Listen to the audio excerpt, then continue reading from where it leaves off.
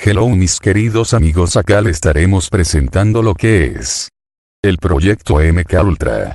Espero que les sea de su utilidad. Si te gusta el video no olvides suscribirse al canal y activar la campanita de notificaciones. Empecemos. El proyecto MKUltra, a veces también conocido como Programa de Control Mental de la CIA, fue el nombre en clave dado a un programa secreto e ilegal diseñado y ejecutado por la Agencia Central de Inteligencia de los Estados Unidos, CIA, para la experimentación en seres humanos y cerrar la brecha de lavado de cerebro que se abrió luego de la Guerra de Corea. El gobierno estadounidense sostenía que sus soldados capturados fueron sometidos a técnicas de control mental por parte del gobierno coreano. Estos ensayos en humanos estaban destinados a identificar y desarrollar nuevas sustancias y procedimientos para utilizarlos en interrogatorios y torturas, con el fin de debilitar al individuo y forzarlo a confesar a partir de técnicas de control mental para posteriormente resetear la memoria del interrogado con el fin de que no quedara rastro alguno de lo ocurrido. Uno de los planes del MKUltra era programar a una persona para que fuera asesino, sin saberlo, o controlar la mente de líderes opositores, como Fidel Castro.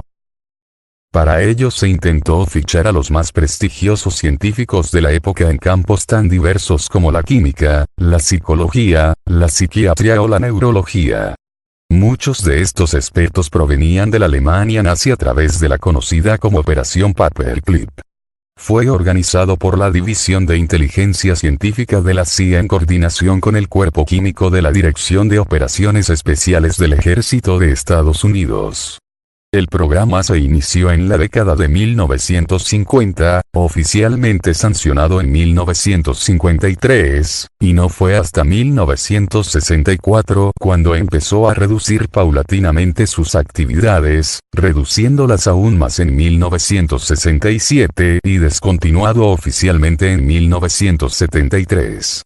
El programa estuvo dedicado a muchas actividades ilegales, en particular al uso de ciudadanos estadounidenses y canadienses como sujetos de prueba en contra de su voluntad, lo que llevó a cuestionar su legitimidad. MKUltra utilizó diversas metodologías para manipular el estado mental de los sujetos de prueba, como la alteración de sus funciones cerebrales con la administración de drogas como LSD y otros productos químicos, la hipnosis, la privación sensorial, el aislamiento, diversas formas de tortura, y abusos verbales y sexuales.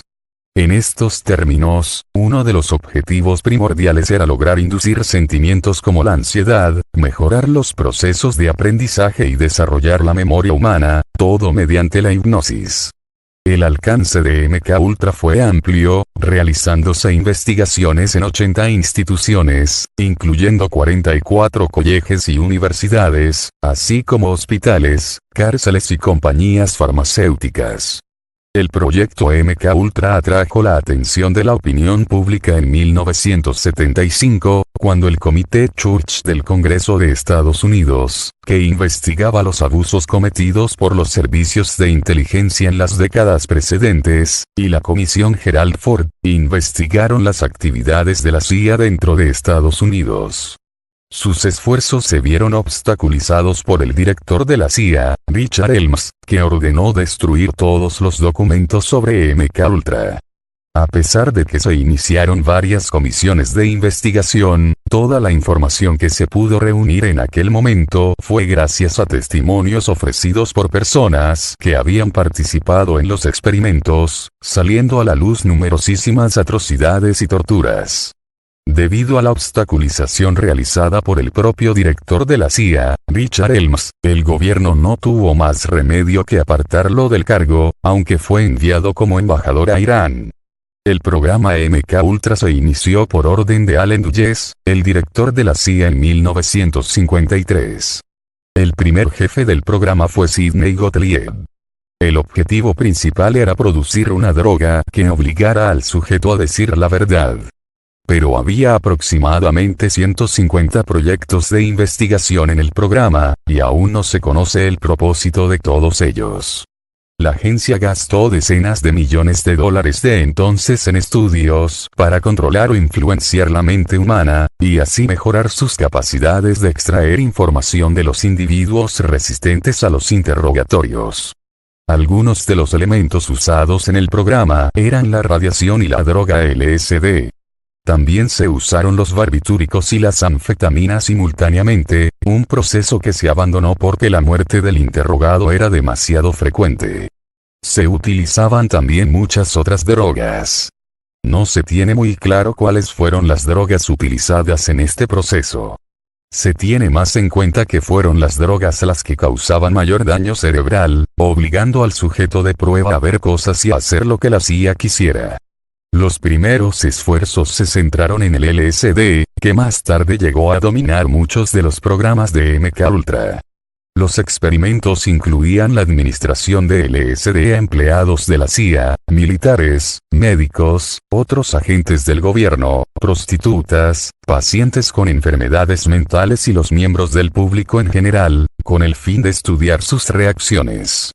El LSD y otras drogas se administraron por lo general sin el conocimiento del sujeto o el consentimiento informado, una violación del Código de Nuremberg que los Estados Unidos accedieron a seguir después de la Segunda Guerra Mundial. Los esfuerzos para reclutar a los sujetos eran a menudo ilegales. La operación más conocida relacionada al MKUltra fue la Operación Midnight Climax. Esta consistió en contratar prostitutas para que drogaran a los clientes de un burdel con LSD y otras drogas.